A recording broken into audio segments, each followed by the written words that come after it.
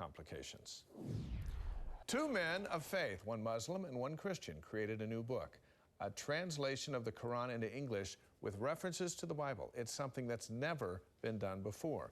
Religion specialist Carole Mikita here with us this morning. This is a pretty big deal. It's a very big deal, Dave. Thanks for having me. Safi, Kaskas, and David Hungerford are friends, and with this book, they hope to build bridges of understanding. There are so many misconceptions, they say, between members of their two faiths that they hope to change minds and hearts by showing how these holy books are connected. Believers to me are believers, you know. I don't hold Islam in a sense to be better than anything else. It's just my faith. It's my way to show my Creator my appreciation for all the blessings. And now, Safi Kaskas wants to show Christians and Jews the truth about Islam's holy book, the Quran, with a new English translation. You also wish to make people understand that there are links to Christianity. I wanted to explain to Christians that this book is very inclusive. It has detailed references to the Bible, the Old and New Testaments, like this one about Miriam or Mary, mother of Jesus. He said, "I am only the messenger of your Lord, who says, I will give you a son endowed with purity." The Bible reference is from the book of Luke. The angel said to her, "Do not be afraid, Mary, for you have found favor with God. And now you will conceive in your womb and bear a son, and you will name him Jesus." Most Christians, he says, have no idea how Muslims feel about Jesus. They revere him as a prophet.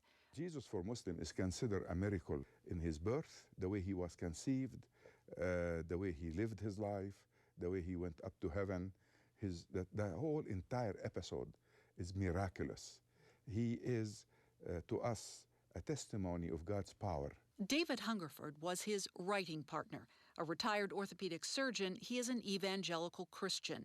He and Safi Kaskas are board members in Bridges to Common Ground, a national interfaith group, and very close friends. He also one that is hurting because of the hatred he sees around. So he and I got together and decided we're going to do this work together. So anytime we found a verse in the Quran with a similar verse in meaning, not just words, in meaning from the Bible, we took it and put it as a reference. So you can read this and read the verses from the Bible on the same page. This book is not a book to compete with the Old and the New Testament. It's a book that comments on what's in them and giving us new things that we need to adhere to. Safi Kaskas is an American citizen, co-founder of East West University in Chicago, business strategist and lecturer. He came to Utah to speak at BYU. He is concerned about the misconceptions about his faith, a faith he says terrorists have abused. Do you hope to change minds with this? I thought maybe the Christians won't like it, especially my evangelical friends, because it's talk about the Quran. To some of them, the Quran is the book of the devil. I thought maybe Muslims won't like it. It has the Bible. And they say the Bible has been corrupted. But so far, tens of thousands of copies have been sold to people of both faiths. I feel driven to do this, and I am extremely honored that the Lord used me to present something like this, to be a bridge, so people would understand each other better rather than hate each other. The Quran, with references to the Bible, is available on Amazon now. They hope it will go into bookstores soon.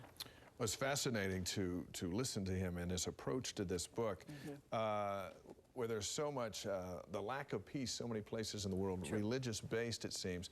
This seems to be something that can kind of pull that together. It's really based for both men on education and the idea of peace. They believe in being educated. There are 1.66 billion Muslims in the world.